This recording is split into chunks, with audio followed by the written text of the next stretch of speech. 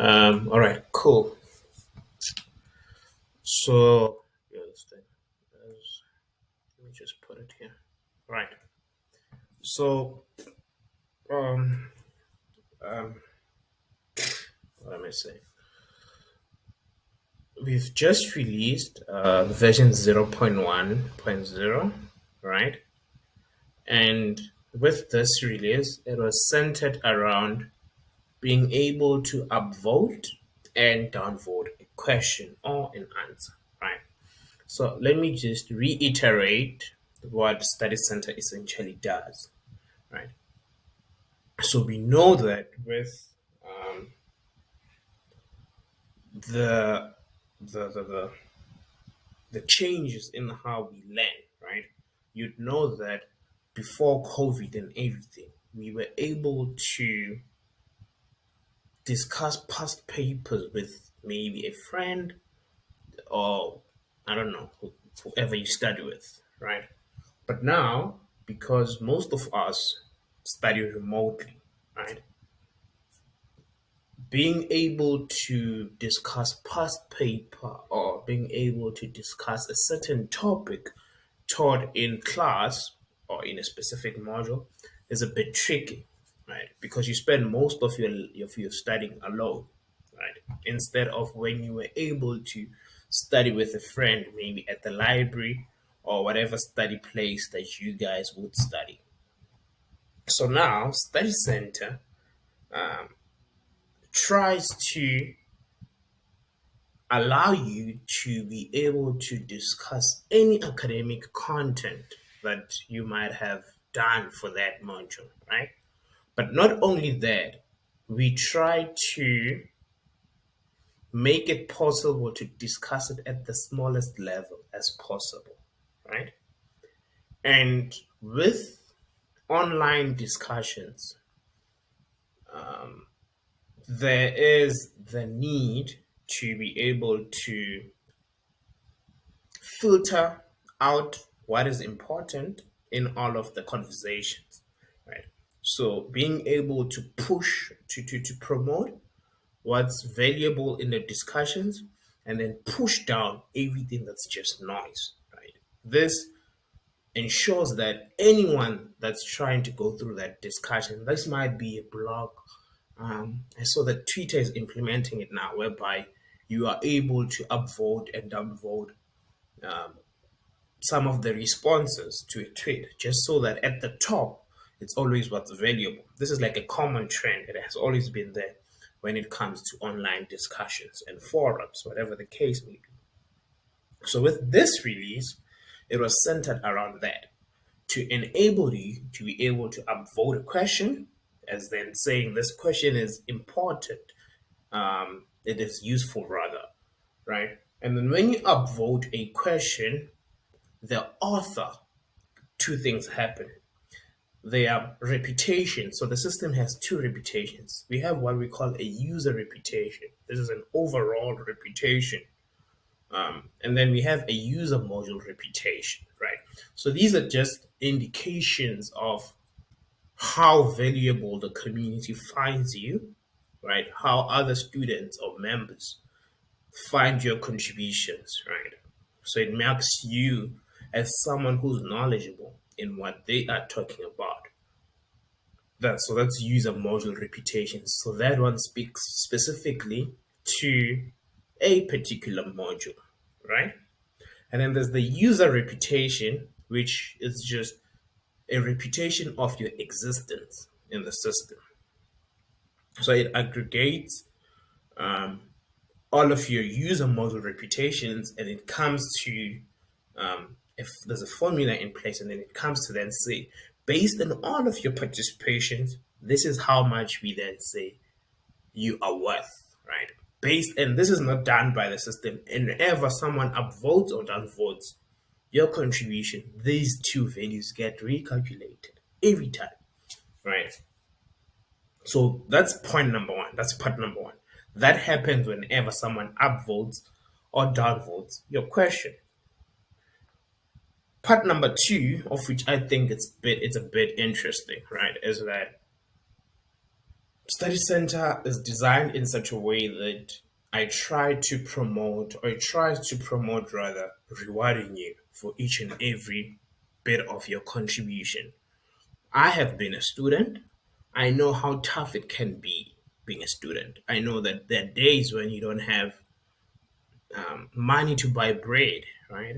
Whatever toiletry that you might need, right? So I think it's only fair that you get rewarded for your contributions, for any contribution rather that you make. You see, so now whenever someone upvotes your question, right, you will then get rewarded in points which are then translatable into money that you can withdraw into your bank account and do with it as you see fit, right? So obviously, I am currently self-funding study center, so the reward is a little bit less. But the idea is that as the community grows, we will get to a point where the rent point per rent value increases, right? So now, if I was to show you, let's just go to the website. Yeah, let's go to the website. I want to show you uh, how much can I make in a week. So yeah, there's no cap on that, right? So I just want to show you how much. So this is just purely for uploading past papers. I'll add another section for rewards, right? But essentially, as you can see here, you can earn 50 cents, which is worth of points for every uploaded paper. I think I will show you guys when I show you. Okay, here's what I'm looking for actually. 1 point currently is worth 10 cents, right? Yeah, I was looking for this. 1 point is currently worth 10 cents, right? 10 cents might look like small amount, and it is, but this can quickly become a huge amount or a large sum of amount, depending on how much you contribute to the platform. Right? So I've been, and let me show you what I'm talking about for this release. So again, for this release, past paper download counts. So that's another feature that I've implemented. I'll show it to you guys in a minute. So upvoting and downvoting a question, upvoting and downvoting an answer, as well as marking an answer as correct. Let's get into it. I've been talking for quite some time now. Let's get into it. As you already know, you don't need an account to access most of the functionality here. So I'm just going to go ahead, and 2 and 2 has an example question. So as you can see right now, I know that it's exam times, right? So these are the past papers that are listed for 2 and 2. Understand? So I'm going to go ahead and let's start with this one, with this feature over here, which is past paper downloads count. So what I went ahead and did is that now you are able to see how much a past paper was downloaded. So you see with this past paper, it was downloaded once, right? And remember that each past paper has some form of metadata. So we can see that this past paper, not all questions numbers are listed, but we've discussed this previously. Let's focus on this release, right? So now I can see that for question 1.1.a of this past paper, there's one question asked. This is that example question that I was talking about. So this question paper this question has 4 views and 2 answers. And it was asked on the 16th of May by this user called Mankhwanyan. So let's go ahead and check that out. All right. So as you can see, this question, let's say maybe you then find this question to be useful, right? You can then upvote it, right? So currently you have to sign in, obviously, to upvote it. If you don't have an account, go ahead and create an account. I have an account, so I'm just going to go ahead and sign in. Right, so I'm going to sign in as Mankhwanyan firstly. Right, so Mankhwanyan is the author actually of this question, right? So if I was to then try to, obviously you can't upvote your own question paper. So those are some of the guidelines. You can't upvote or downvote your question paper. And then this answer was also contributed by Mankhwanyan. Same again. You cannot mark your own answer as correct. But these are some of the mechanisms that I've put in place. And again, this is nothing new or unique to StudyCenter. This exists across the internet when it comes to online forums as well as any form of discussion um, on the internet, right?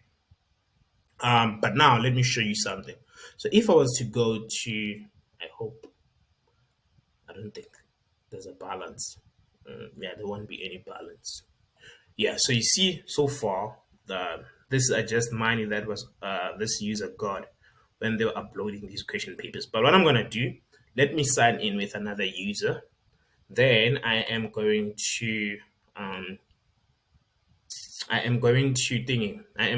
to upvote this question paper. So you see that right now, Mankhwanyane has 0 for user reputation, 0 for user module reputation, right? So now I'm going to sign in with another user, but first I just want to copy this link and then I'll come back directly to it. So, because when I sign out, it's going to take me back to the home page, to the website landing page. So I just want to paste that question link here. Quickly go to it, right? And then now I am going to sign in with this user, Hotatsu. No, is it Hotatsu Tag? I think it's Hotatsu. This is Hotatsu Tag. I don't know. I don't think so. Yeah. Okay, Hotatsu. Because of the user that I'm looking for. No, man. What's the password for this user? Let's see. All right, cool. So now, Hotatsu is going to try and upvote this answer, yeah, Mankhwanyane, right? So Mankhwanyane, there we go. So now I'm going to say, okay, Mankhwanyane, I find this question to be very useful. So this question shows research effort. It is useful and clear. Gonna go ahead and upvote that. Oh, shucks. Oh, shucks. So there's this, again, you need to have at least 1.5 user module reputation to cast a vote. Oh, man. All right, so I'm going to do something. I'm going to go ahead and pause this video. I'm going to update this logic so that I forgot or I can't upvote due to that. So this is, again, it's just to prevent people from being able to just cast votes in J randomly. So right, so you can only cast the vote once the community, you are trusted by the community. So I'm just going to quickly make an update so that I can demo this for you. All right, give me 2 seconds. All right, cool. So I just went ahead and I redeployed this functionality. I've updated this and I redeployed. Let's just quickly refresh this page. And while I was redeploying that, I actually came to a realization that for the time being, right, the minimum threshold required to cast votes and things like that actually has to be 0, just for the time being, because if it's at 1.5, then no one is going to be able to vote, because at the moment, there's no user that has a user module reputation that is greater than 1.5, right? So I went ahead and I set it to 0. So let's see if I can cast the vote now. All right, so it's casting the vote. So 1 vote was added. Okay, I also need to make this to be updated as well, but let's just refresh this page. And then let's see. So you see now the user reputation for Mankhwanyane has increased. I think I just got an email as Mankhwanyane. Yes. So I'm just gonna go ahead and read the email for you. So Hotatsu voted your question title, blah blah blah, as useful. Points and money have been allocated to your wallet. Nice, cool. So now, what did I want to say? So now, you see, user module reputation for Mankhwanyane increased, but the user module reputation is increasing slower in comparison to the user module reputation.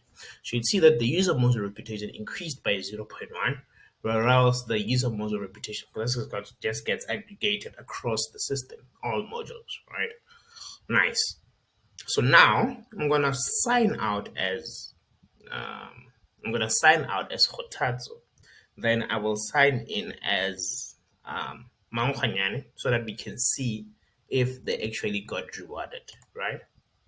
Because remember, the rules say whenever someone upvotes a contribution that you made to the system, then you should get rewarded, right? So let's sign out as that one. Then let's go ahead and quickly sign in as Mankhanyane. Right, so I'm just going to go ahead and sign in as Mankhanyane. Okay, then I'm just going to view the profile for Mankhanyane. And then let's see. All right, so as you can see right now, it says Const 212 Q&A upvote, right? So there they go. They got 10 cents. You see? So for upvoting, they get 10 cents. And now the balance is increased by 9.60. This is amount. This is money that you can then later on withdraw to your bank account. I haven't implemented that functionality, and I'm thinking that you're gonna have to have a certain minimum amount in your wallet before you could withdraw it, because I mean it just makes sense from a banking fees point of view, right? But now I know that Hotatso, I mean this user Mankhanyane, Hotatso actually contributed an answer there. So let's just go again to 212. Yes, I know that Hotatso, but I think let's just keep using the Hotatso contributed an answer as well that Mankhanyane can mark as correct, right? This demo is taking too long. I'm sorry about that. So you see this answer was contributed by Mankhanyane, and I'm currently logged in as Mankhanyane. Technically, I should not be able to upvote my own answer. Let's just try. Yeah, you cannot mark your own answer as correct. You should also not be able to upvote it. Yeah, you cannot upvote your own answer. Nice. But then you see there's this answer here, Hotatso, which says second set answer. So now we're going to upvote it first, right? So now Mankhanyane is upvoting Hotatso's contribution. You see, it was posted on 18th of March by Hotatso. So they got one vote. Then we are going to mark it. I want to see actually something. You see this one, it has 1 point. Let's see if it's going to come first. I want to see if I do sorting. Just want to see. There we go. So you see that's what I was talking about, whereby things that are found useful go to the top. So you see now, this one, just because it has 1 point, it came to the top, and then this one went to the bottom. Nice. So now this answer is going to go ahead and get marked as correct, right? Marking an answer, right? Answer marked correctly. Then you're just gonna fetch. So what I know, one of the user reputation here, Hotatso, increased again, and their user module reputation is 0.6 in comparison to this one, because remember they got marked, which then they got 0.1 for module reputation, increased to 0.1. Then when their answer got marked as correct, then their user reputation increased by 0.5, right? So I'll document this on the website itself. So now I'm gonna go ahead and I'm gonna sign out as as Mankhanyane. Then we're gonna sign in as Hotatso, just so that we can see the amounts that they got for both. So let's sign in as Hotatso,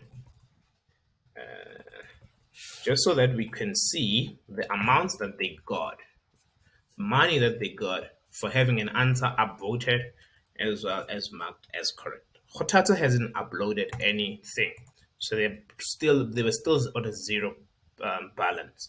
So I wonder for upvote they got 10 cents, and then for Q&A being marked, their answer being marked as correct, they got 50 cents. So in total, they have uh, they have 60 cents.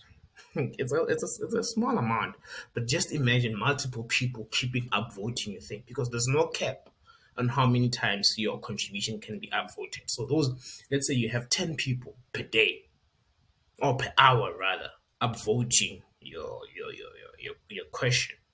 So they're what? They're 24 hours in a day. This is just a hypothetical scenario.